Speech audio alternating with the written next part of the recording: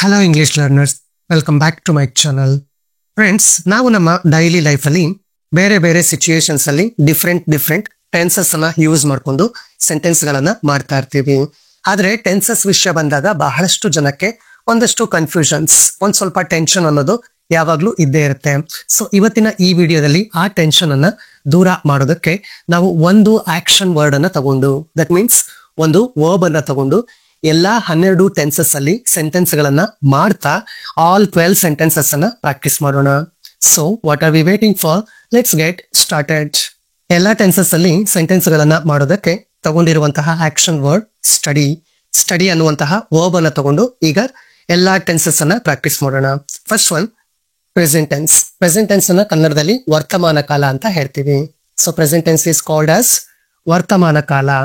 ಅಂದ್ರೆ ಈ ಪ್ರೆಸೆಂಟ್ ಅಲ್ಲಿ ಏನೆಲ್ಲ ನಡೀತಾ ಇದೆ. First one, simple present tense. Simple present tense. I study every day. I study every day. ನಾನು ಪ್ರತಿದಿನ ಓದುತ್ತೇನೆ. ನಾನು ಪ್ರತಿದಿನ ಓದುತ್ತೇನೆ. ಸೊ ಸಿಂಪಲ್ ಪ್ರೆಸೆಂಟ್ ಟೆನ್ಸ್ ಅನ್ನ ಯಾವಾಗ ಯೂಸ್ ಮಾಡ್ತೀವಿ ಅಂದ್ರೆ ನಾವು ಡೈಲಿ ಮಾಡುವಂತಹ ಆಕ್ಷನ್ ಗಳ ಬಗ್ಗೆ ಹೇಳೋದಕ್ಕೆ. Repeated actions, habitual actions, universal truths. So ಇವನ್ನೆಲ್ಲ ಕೂಡ ನಾವು ಯಾವ ಟೆನ್ಸ್ ಅಲ್ಲಿ ಹೇಳ್ತೀವಿ ಅಂದ್ರೆ simple present tense. I study every day. ಇಲ್ಲಿ ಸೆಂಟೆನ್ಸ್ ಸ್ಟ್ರಕ್ಚರ್ ಹೇಗಿರುತ್ತೆ ಅಂದ್ರೆ ಫಸ್ಟ್ ಸಬ್ಜೆಕ್ಟ್ ಬರುತ್ತೆ. ಸಬ್ಜೆಕ್ಟ್ ಆದ್ಮೇಲೆ ನಾವು V1 form of the verb ಅನ್ನ ಯೂಸ್ ಮಾಡ್ತೀವಿ. ಅಂದ್ರೆ ಸ್ಟಡಿ ಬೇಸ್ ವರ್ಬ್ ಅನ್ನ ಯೂಸ್ ಮಾಡ್ತೀವಿ. ನೀವಿಲ್ಲಿ ಗಮನ ಇಟ್ಕೊಬೇಕಾಗಿರೋದು ಒಂದೇ ಒಂದು ವಿಷಯ, ಏನು ಅಂದ್ರೆ ಸಬ್ಜೆಕ್ಟ್ ಸಿಂಗ್ಯುಲರ್ ಆಗಿದ್ದಾಗ ವರ್ಬ್ ಕೂಡ ಸಿಂಗ್ಯುಲರ್ ಆಗಿರ್ಬೇಕು.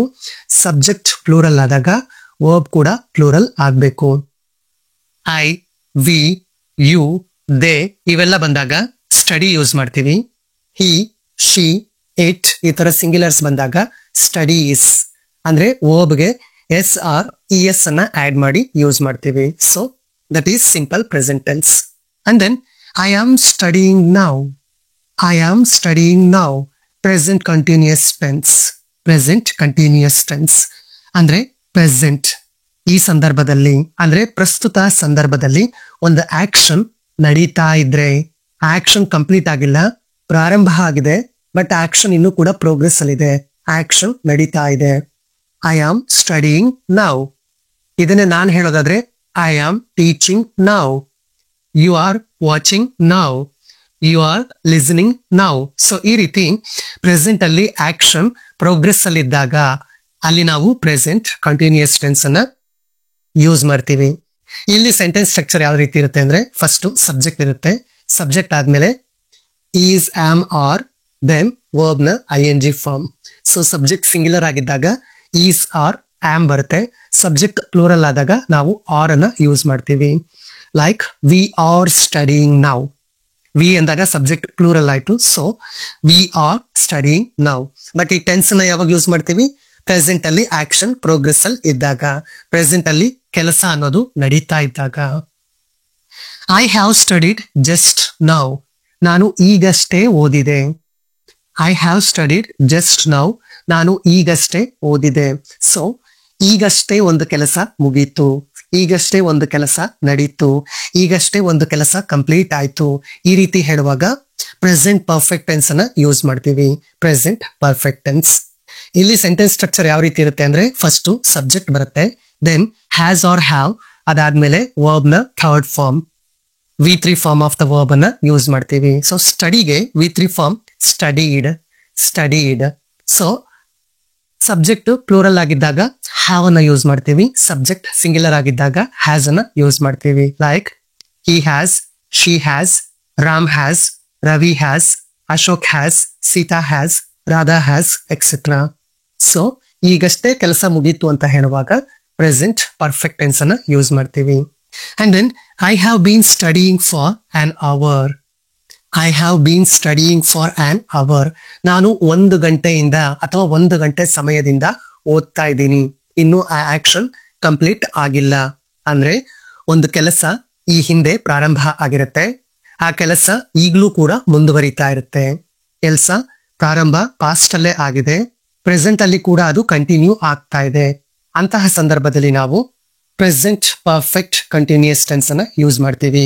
ಇಲ್ಲಿ ಸೆಂಟೆನ್ಸ್ ಸ್ಟ್ರಕ್ಚರ್ ಸಬ್ಜೆಕ್ಟ್, ಅದಾದ್ಮೇಲೆ has or have been, has been ಬರುತ್ತೆ ಅಥವಾ have been, and then verb ನ ING ಫಾರ್ಮ್, ವರ್ಬ್ ನ ING form. So subject singular ಆಗಿದ್ರೆ ಹ್ಯಾಸ್ ಬೀನ್, ಸಬ್ಜೆಕ್ಟ್ ಪ್ಲೂರಲ್ ಆಗಿದ್ರೆ ಹ್ಯಾವ್ ಬೀನ್. ಸೊ ಇದು ಪ್ರೆಸೆಂಟ್ ಟೆನ್ಸ್ ಅಲ್ಲಿ 4 different tenses: simple present tense or present simple, present continuous, present perfect and present perfect continuous. ಈಗ ನಿಮ್ಗೆ present ಅಲ್ಲಿ 4 tenses ಅನ್ನ ಹೇಗೆ use ಮಾಡೋದು ಅನ್ನೋದು ಖಂಡಿತ ಅರ್ಥ ಆಗಿದೆ ಅನ್ಕೊಳ್ತೀನಿ. Next one, past tense. Past tense means ಭೂತಕಾಲ, ಹಿಂದೆ ನಡೆದಿರುವಂತಹ ಘಟನೆಗಳು ಅಥವಾ ಆಕ್ಷನ್ಸ್, ಅದ್ರ ಬಗ್ಗೆ ಹೇಳೋದಕ್ಕೆ ಪಾಸ್ಟ್ ಟೆನ್ಸ್ ಅನ್ನ ಯೂಸ್ ಮಾಡ್ಕೊಳ್ತೀವಿ. First one, I studied yesterday, ನಾನು ನಿನ್ನೆ ಓದಿದೆ. ಸೊ ಪಾಸ್ಟ್ ಅಲ್ಲಿ ಕಂಪ್ಲೀಟ್ ಮಾಡಿರುವಂತಹ ಒಂದು ಆಕ್ಷನ್ ಬಗ್ಗೆ ಹೇಳುವಾಗ ಸಿಂಪಲ್ ಪಾಸ್ಟ್ ಟೆನ್ಸ್ ಅನ್ನ ಯೂಸ್ ಮಾಡ್ತೀವಿ. ಪಾಸ್ಟ್ ಅಲ್ಲಿ ಒಂದು ಆಕ್ಷನ್ ಮುಗಿದಿತ್ತು, ಮುಗಿದಿದೆ ಅಂತ ಹೇಳುವಾಗ ಸಿಂಪಲ್ ಪಾಸ್ಟ್ ಟೆನ್ಸ್ ಅನ್ನ ಯೂಸ್ ಮಾಡ್ತೀವಿ. ಇಲ್ಲಿ ಸಬ್ಜೆಕ್ಟ್ ಆದ್ಮೇಲೆ V2 form of the verb ಬರುತ್ತೆ, ಅಂದ್ರೆ ವರ್ಬ್ ನ ಸೆಕೆಂಡ್ ಫಾರ್ಮ್. ಸಬ್ಜೆಕ್ಟ್ ಆದ್ಮೇಲೆ ವರ್ಬ್ ನ ಸೆಕೆಂಡ್ ಫಾರ್ಮ್. ಸ್ಟಡಿಗೆ second form studied, third form ಕೂಡ ಸ್ಟಡಿಡೇ ಆಗಿರುತ್ತೆ. ಇಲ್ಲಿ ಸಬ್ಜೆಕ್ಟ್ ಪ್ಲೂರಲ್ ಆದ್ರೂ ಕೂಡ ಸ್ಟಡಿಡ್ ಅನ್ನೋದ್ರಲ್ಲಿ ಏನು ಚೇಂಜ್ ಆಗೋದಿಲ್ಲ. I studied yesterday, we studied yesterday, they studied yesterday, same ಇರುತ್ತೆ. Next one, I was studying yesterday, ನಾನು ನಿನ್ನೆ ಓದುತ್ತಾ ಇದ್ದೆ. Past continuous tense. So past ಅಲ್ಲಿ ಒಂದು ಆಕ್ಷನ್ ಸ್ವಲ್ಪ ಸಮಯದವರೆಗೆ ಮುಂದುವರೆದಿತ್ತು, ಅಂದ್ರೆ ಹಿಂದೆ, ನಿನ್ನೆ, ಮೊನ್ನೆ ಅಥವಾ ಒಂದು 2 hours ಬ್ಯಾಕ್ ಯಾವಾಗ್ಲೂ ಒಂದು ಆಕ್ಷನ್ ಸ್ವಲ್ಪ ಸಮಯದವರೆಗೆ ಮುಂದುವರೆದಿತ್ತು, ಆ ಕೆಲಸ ಪ್ರೋಗ್ರೆಸ್ ಅಲ್ಲಿ ಇತ್ತು ಅಂತ ಹೇಳುವಾಗ ಪಾಸ್ಟ್ ಕಂಟಿನ್ಯೂಸ್ ಟೆನ್ಸ್ ಅನ್ನ ಯೂಸ್ ಮಾಡ್ತೀವಿ. ಸೊ ಇಲ್ಲಿ ಸೆಂಟೆನ್ಸ್ ಸ್ಟ್ರಕ್ಚರ್: ಸಬ್ಜೆಕ್ಟ್, ಸಬ್ಜೆಕ್ಟ್ ಆದ್ಮೇಲೆ was or were, then verb ನ ING ಫಾರ್ಮ್ ಅನ್ನ ಯೂಸ್ ಮಾಡ್ತೀವಿ. ಸಬ್ಜೆಕ್ಟ್ ಸಿಂಗ್ಯುಲರ್ ಆಗಿದ್ರೆ ವಾಸ್ ಅನ್ನ ಯೂಸ್ ಮಾಡ್ತೀವಿ, ಸಬ್ಜೆಕ್ಟ್ ಪ್ಲೂರಲ್ ಆದಾಗ ವರ್ ಅನ್ನ ಯೂಸ್ ಮಾಡ್ತೀವಿ. Like we were studying yesterday, they were studying yesterday. Next one, I had studied before exam started. I had studied before exam started. Exam ಆರಂಭಕ್ಕೆ ಮೊದಲೇ ನಾನು ಓದೋದನ್ನ ಮುಗಿಸಿದ್ದೆ. So past ಅಲ್ಲಿ ಒಂದು certain point of ಟೈಮ್ಗೆ action ಮುಗಿದಿತ್ತು ಅಂತ ಹೇಳುವಾಗ past perfect tense ಅನ್ನ use ಮಾಡ್ತೀವಿ. ಅಂದ್ರೆ ಪಾಸ್ಟ್ ಅಲ್ಲೇ ಒಂದು ನಿರ್ದಿಷ್ಟ ಸಮಯಕ್ಕೆ ಆಕ್ಷನ್ ಕಂಪ್ಲೀಟ್ ಆಗಿತ್ತು ಅಂತ ಹೇಳುವಾಗ ಪಾಸ್ಟ್ ಪರ್ಫೆಕ್ಟ್. ಇಲ್ಲಿ ಸೆಂಟೆನ್ಸ್ ಸ್ಟ್ರಕ್ಚರ್ ಯಾವ ರೀತಿ ಇರುತ್ತೆ ಅಂದ್ರೆ ಸಬ್ಜೆಕ್ಟ್, ಅದಾದ್ಮೇಲೆ had, and then V3 form of the verb, verb ನ ಥರ್ಡ್ ಫಾರ್ಮ್. ಸ್ಟಡಿಗೆ ವರ್ಬ್ ನ ಥರ್ಡ್ ಫಾರ್ಮ್ ಕೂಡ ಸ್ಟಡಿಡೇ ಆಗಿರುತ್ತೆ, ಸೊ ಅದನ್ನ ಯೂಸ್ ಮಾಡಿದೀವಿ. ಇಲ್ಲಿ ಸಬ್ಜೆಕ್ಟ್ ಸಿಂಗ್ಯುಲರ್ ಬರ್ಲಿ ಅಥವಾ ಪ್ಲೂರಲ್ ಬರ್ಲಿ, ಅದ್ರ ನೆಕ್ಸ್ಟ್ ನಮಗೆ ಹ್ಯಾಡೇ ಇರುತ್ತೆ. ಸೊ ಪ್ರೆಸೆಂಟ್ ಟೆನ್ಸ್ ಆದ್ರೆ ಹ್ಯಾವ್ ಮತ್ತೆ ಹ್ಯಾಸ್ ಅಂತ ಚೇಂಜ್ ಆಗುತ್ತೆ, ಆದ್ರೆ ಪಾಸ್ಟ್ ಅಲ್ಲಿ ಹ್ಯಾಡ್ ಒಂದನ್ನೇ ನಾವು ಸಿಂಗ್ಯುಲರ್ ಸಬ್ಜೆಕ್ಟ್ಗೂ ಯೂಸ್ ಮಾಡ್ತೀವಿ, ಪ್ಲೂರಲ್ ಸಬ್ಜೆಕ್ಟ್ಗೂ ಯೂಸ್ ಮಾಡ್ತೀವಿ. And next one, I had been studying for 3 hours before my friend arrived. So ಈ ಸೆಂಟೆನ್ಸ್ ನ ಸ್ವಲ್ಪ ಕೇರ್ಫುಲ್ ಆಗಿ ಅಬ್ಸರ್ವ್ ಮಾಡಿ. I had been studying for 3 hours before my friend arrived. ಇಲ್ಲಿ 2 actions ಇದೆ, 2 action ಗಳನ್ನ mention ಮಾಡಿದೀವಿ. ಮೊದಲನೇ ಆಕ್ಷನ್ ಸ್ವಲ್ಪ ಸಮಯದವರೆಗೆ ಮುಂದುವರೆದಿದೆ, ನಂತರ ಎರಡನೇ ಆಕ್ಷನ್ ಪ್ರಾರಂಭ ಆಗಿದೆ. ಸೊ ಈ ರೀತಿಯ ಸಿಚುಯೇಷನ್ ಅಲ್ಲಿ ನಾವು ಪಾಸ್ಟ್ ಪರ್ಫೆಕ್ಟ್ ಕಂಟಿನ್ಯೂಸ್ ಟೆನ್ಸ್ ಅನ್ನ ಯೂಸ್ ಮಾಡ್ತೀವಿ. ಮೊದಲನೇ ಆಕ್ಷನ್ ಸ್ವಲ್ಪ ಸಮಯದವರೆಗೆ ಮುಂದುವರೆದಿತ್ತು ಅಂತ ಹೇಳಿ ಎರಡನೇ ಆಕ್ಷನ್ ಅನ್ನ ಮೆನ್ಷನ್ ಮಾಡುವಾಗ past perfect continuous tense.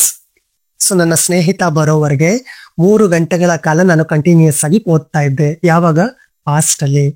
So ಮೊದಲನೇ ಆಕ್ಷನ್ ನಿರ್ದಿಷ್ಟ ಸಮಯದವರೆಗೆ ಮುಂದುವರೆದಿತ್ತು, ಸೊ ಅದಕ್ಕೆ ಅದನ್ನ ನಾವು ಪಾಸ್ಟ್ ಪರ್ಫೆಕ್ಟ್ ಕಂಟಿನ್ಯೂಸ್ ಅಲ್ಲಿ ಹೇಳ್ತೀವಿ. ಸೆಕೆಂಡ್ ಆಕ್ಷನ್ ಅನ್ನ ಸಿಂಪಲ್ ಪಾಸ್ಟ್ ಟೆನ್ಸ್ ಅಲ್ಲಿ ಮೆನ್ಷನ್ ಮಾಡ್ತೀವಿ. My friend arrived. ಇಲ್ಲಿ ಸೆಂಟೆನ್ಸ್ ಸ್ಟ್ರಕ್ಚರ್ ಅನ್ನ ನೋಡೋದಾದ್ರೆ ಫಸ್ಟ್ ಸಬ್ಜೆಕ್ಟ್ ಇರುತ್ತೆ, ಅಂಡ್ ದೆನ್ ಹ್ಯಾಡ್ ಬೀನ್, ಅದಾದ್ಮೇಲೆ ವರ್ಬ್ ನ ING form. Subject, had been and verb ನ ING ಫಾರ್ಮ್. ಸೊ ಈಗ ನಿಮಗೆ ಪಾಸ್ಟ್ ಟೆನ್ಸ್ ಅಲ್ಲಿ 4 ಟೆನ್ಸಸ್ ಅರ್ಥ ಆಗಿದೆ ಅನ್ಕೊಳ್ತೀನಿ. Simple past, past continuous, past perfect, past perfect continuous. And last one, future tense, ಭವಿಷ್ಯತ್ ಕಾಲ. ಅಂದ್ರೆ ಭವಿಷ್ಯದಲ್ಲಿ ಮುಂದೆ ನಡೆಯುವಂತಹ ಕೆಲಸಗಳು ಅಥವಾ ಘಟನೆಗಳ ಬಗ್ಗೆ, ಆಕ್ಷನ್ಸ್ ಅಂಡ್ ಈವೆಂಟ್ಸ್, ಇವುಗಳ ಬಗ್ಗೆ ಹೇಳೋದಕ್ಕೆ ನಾವು ಈ ಟೆನ್ಸ್ ಅನ್ನ ಯೂಸ್ ಮಾಡ್ತೀವಿ. First one, I will study tomorrow. ಇಲ್ಲಿ ಟುಮಾರೋ ಅನ್ನೋದು ನಾಳೆ, ಫ್ಯೂಚರ್ ಅನ್ನ ತೋರಿಸ್ತಾ ಇದೆ. ನಾನು ಯಾವಾಗ ಓದ್ತೀನಿ ಅಂತ ಹೇಳ್ತಾ ಇದ್ದೀನಿ, ನಾಳೆ ಓದುತ್ತೇನೆ. ಸೊ ಆಕ್ಷನ್ ಫ್ಯೂಚರ್ ಅಲ್ಲಿ ನಡೆಯುತ್ತೆ ಅಂತ ಹೇಳ್ತಾ ಇದ್ದೀನಿ. ಸೊ ಹೀಗೆ ಫ್ಯೂಚರ್ ಅಲ್ಲಿ ಮಾಡುವಂತಹ ಕೆಲಸದ ಬಗ್ಗೆ ಹೇಳುವಾಗ ಸಿಂಪಲ್ ಫ್ಯೂಚರ್ ಟೆನ್ಸ್ ಅನ್ನ ಯೂಸ್ ಮಾಡ್ತೀವಿ. ಇಲ್ಲಿ ಸೆಂಟೆನ್ಸ್ ಸ್ಟ್ರಕ್ಚರ್ ಅನ್ನ ನೋಡಿದಾಗ ಫಸ್ಟ್ ಸಬ್ಜೆಕ್ಟ್ ಇರುತ್ತೆ. ಸಬ್ಜೆಕ್ಟ್ ಆದ್ಮೇಲೆ will or shall, next V1 base form of the verb ಅನ್ನ ಯೂಸ್ ಮಾಡ್ತೀವಿ. I will study tomorrow, she will study tomorrow, they will study tomorrow, etc. So simple future tense. I will be studying at this time tomorrow. I will be studying at this time tomorrow. ನಾಳೆ ಇಷ್ಟೊತ್ತಿಗೆ ನಾನು ಓದುತ್ತಾ ಇರುತ್ತೇನೆ. So future ಅಲ್ಲಿ ಒಂದು action ನಡೀತಾ ಇರುತ್ತೆ, future ಅಲ್ಲಿ ಒಂದು ಆಕ್ಷನ್ ಪ್ರೋಗ್ರೆಸ್ ಅಲ್ಲಿ ಇರುತ್ತೆ ಅಂತ ಹೇಳುವಾಗ ಫ್ಯೂಚರ್ ಕಂಟಿನ್ಯೂಸ್ ಟೆನ್ಸ್ ಅನ್ನ ಯೂಸ್ ಮಾಡ್ಕೊಳ್ತೀವಿ. Future continuous tense. ಇಲ್ಲಿ ಸೆಂಟೆನ್ಸ್ ಸ್ಟ್ರಕ್ಚರ್ ಅನ್ನ ನೋಡಿದಾಗ ಸಬ್ಜೆಕ್ಟ್ ಆದ್ಮೇಲೆ ವಿಲ್ ಆರ್ ಶಲ್, ಅದಾದ್ಮೇಲೆ ವರ್ಬ್ ನ ING ಫಾರ್ಮ್. ಯಾಕೆ ING ಫಾರ್ಮ್ ಅಂದ್ರೆ ಆಕ್ಷನ್ ಪ್ರೋಗ್ರೆಸ್ ಅಲ್ಲಿ ಇರುತ್ತೆ, ಕಂಟಿನ್ಯೂ ಆಗ್ತಾ ಇರುತ್ತೆ, ಸೊ ಮುಂದುವರಿತಾ ಇರುತ್ತೆ ಅಂತ ಹೇಳೋದಕ್ಕೆ ವರ್ಬ್ ನ ING ಫಾರ್ಮ್ ಅನ್ನ ಯೂಸ್ ಮಾಡ್ಕೊಳ್ತೀವಿ. So this is future continuous tense. Next one, I will have studied all chapters by tomorrow. I will have studied all chapters by tomorrow. ನಾಳೆ ಅಷ್ಟರಲ್ಲಿ ನಾನು ಎಲ್ಲಾ ಚಾಪ್ಟರ್ಸ್ ಅನ್ನ ಓದಿ ಕಂಪ್ಲೀಟ್ ಮಾಡ್ತೇನೆ ಅಥವಾ ಎಲ್ಲಾ ಪಾಠಗಳನ್ನ ಓದ್ತೀನಿ. So future perfect tense. Future perfect tense ಇದನ್ನ ಯಾವಾಗ ಯೂಸ್ ಮಾಡ್ತೀವಿ ಅಂದ್ರೆ ಫ್ಯೂಚರ್ ಅಲ್ಲಿ ಒಂದು ಆಕ್ಷನ್ ಸರ್ಟೈನ್ ಟೈಮ್ಗೆ ಕಂಪ್ಲೀಟ್ ಆಗುತ್ತೆ ಅಂತ ಹೇಳುವಾಗ, ಒಂದು ಆಕ್ಷನ್ ಫ್ಯೂಚರ್ ನಲ್ಲಿ ನಿರ್ದಿಷ್ಟ ಸಮಯಕ್ಕೆ ಮುಗಿಯುತ್ತೆ ಅಂತ ಹೇಳುವಾಗ ಫ್ಯೂಚರ್ ಪರ್ಫೆಕ್ಟ್ ಟೆನ್ಸ್ ಅನ್ನ ಯೂಸ್ ಮಾಡ್ತೀವಿ. ಇಲ್ಲಿ ಸೆಂಟೆನ್ಸ್ ಸ್ಟ್ರಕ್ಚರ್ ಅನ್ನು ನೋಡಿದಾಗ ಸಬ್ಜೆಕ್ಟ್ ವಿಲ್, ಶೆಲ್, ವಿಲ್ ಅಥವಾ ಶೆಲ್ ಬರುತ್ತೆ, ಅದಾದ್ಮೇಲೆ have, will have or shall have, and then we use the third form of the verb, V3 form of the verb. So ಎಲ್ಲಾ perfect tense ಅಲ್ಲಿ ಕೂಡ ನಾವು verb ನ ಅದರ ಥರ್ಡ್ ಫಾರ್ಮ್ ಅಲ್ಲೇ ಯೂಸ್ ಮಾಡ್ತೀವಿ. So this is future perfect tense. And last one, I will have been studying 3 hours by the time you arrive. I will have been studying 3 hours by the time you arrive. ನೀನು ಬರುವ ವೇಳೆಗೆ ನಾನು 3 ಗಂಟೆಗಳಿಂದ ಓದ್ತಾ ಇರ್ತೀನಿ. ಅಂದ್ರೆ future ಅಲ್ಲಿ ಒಂದು action ನಿರ್ದಿಷ್ಟ ಸಮಯದವರೆಗೆ ನಡೀತಾ ಇರುತ್ತೆ. ಸೊ ಇಲ್ಲಿ ಕೂಡ 2 ಆಕ್ಷನ್ಸ್ ಇದೆ. ಫಸ್ಟ್ ಆಕ್ಷನ್ ಫ್ಯೂಚರ್ ಅಲ್ಲಿ ನಿರ್ದಿಷ್ಟ ಸಮಯದವರೆಗೆ ಮುಂದುವರಿತಾ ಇರುತ್ತೆ ಅಂತ ಹೇಳ್ತೀವಿ. ಆ ನಿರ್ದಿಷ್ಟ ಸಮಯ ಯಾವುದು ಅಂದ್ರೆ by the time you arrive, ನೀನು ಬರೋವರೆಗೂ. ಸೊ ಇಲ್ಲಿ ಮೊದಲನೇದು ಕಂಟಿನ್ಯೂಸ್ ಟೆನ್ಸ್ ಅಂದ್ರೆ ಫ್ಯೂಚರ್ ಪರ್ಫೆಕ್ಟ್ ಕಂಟಿನ್ಯೂಸ್ ಅಲ್ಲಿ ಇದೆ. Second one simple future tense ಅಲ್ಲಿ ಇರುತ್ತೆ. ಸೊ ಫ್ಯೂಚರ್ ಅಲ್ಲಿ ಒಂದು ಆಕ್ಷನ್ ನಿರ್ದಿಷ್ಟ ಸಮಯದವರೆಗೆ ಮುಂದುವರಿತಾ ಇರುತ್ತೆ ಅಂತ ಹೇಳುವಾಗ ನಾವು ಫ್ಯೂಚರ್ ಪರ್ಫೆಕ್ಟ್ ಕಂಟಿನ್ಯೂಸ್ ಟೆನ್ಸ್ ಅನ್ನ ಯೂಸ್ ಮಾಡ್ತೀವಿ. ಈಗ ನಿಮಗೆ ಫ್ಯೂಚರ್ ಟೆನ್ಸ್ ಅಲ್ಲಿ ಕೂಡ 4 ಟೆನ್ಸಸ್ ಅಂದ್ರೆ simple future tense, future continuous tense, future perfect tense and future perfect continuous ಖಂಡಿತ ಅರ್ಥ ಆಗಿದೆ ಅನ್ಕೊಳ್ತೀನಿ. ಕೊನೆಯದಾಗಿ ನಿಮಗೆ ಪ್ರಾಕ್ಟೀಸ್ ಸೆಂಟೆನ್ಸಸ್. ನಾಳೆ ಈ ಸಮಯಕ್ಕೆ ನಾನು ತರಗತಿಯಲ್ಲಿ ಪಾಠ ಕೇಳುತ್ತಿರುತ್ತೇನೆ. ನಾಳೆ ನಾನು ಮುಂಬೈಗೆ ಹೋಗುತ್ತೇನೆ. ಮಳೆ ಬರೋದಕ್ಕೆ ಮೊದಲು ನಾನು ಮನೆಯಿಂದ ಹೊರಟಿದ್ದೆ. ನಾನು ವಿಡಿಯೋ ನೋಡುತ್ತಿದ್ದೇನೆ. ಸೊ ಈ ಕನ್ನಡದಲ್ಲಿರುವಂತಹ ವಾಕ್ಯಗಳನ್ನ ಇದು ಯಾವ ಟೆನ್ಸ್ ಅಲ್ಲಿ ಇದೆ ಅನ್ನೋದನ್ನ ಐಡೆಂಟಿಫೈ ಮಾಡಿ ಇಂಗ್ಲಿಷ್ ಅಲ್ಲಿ ಟ್ರಾನ್ಸ್ಲೇಟ್ ಮಾಡಿ ಕಾಮೆಂಟ್ ಮಾಡಿ. ಈ ವಿಡಿಯೋ ನಿಮಗೆ ಯೂಸ್ಫುಲ್ ಅನ್ಸಿದ್ರೆ like this video and share this video. If you are watching my videos for the first time, then don't forget to subscribe my YouTube channel. Thank you.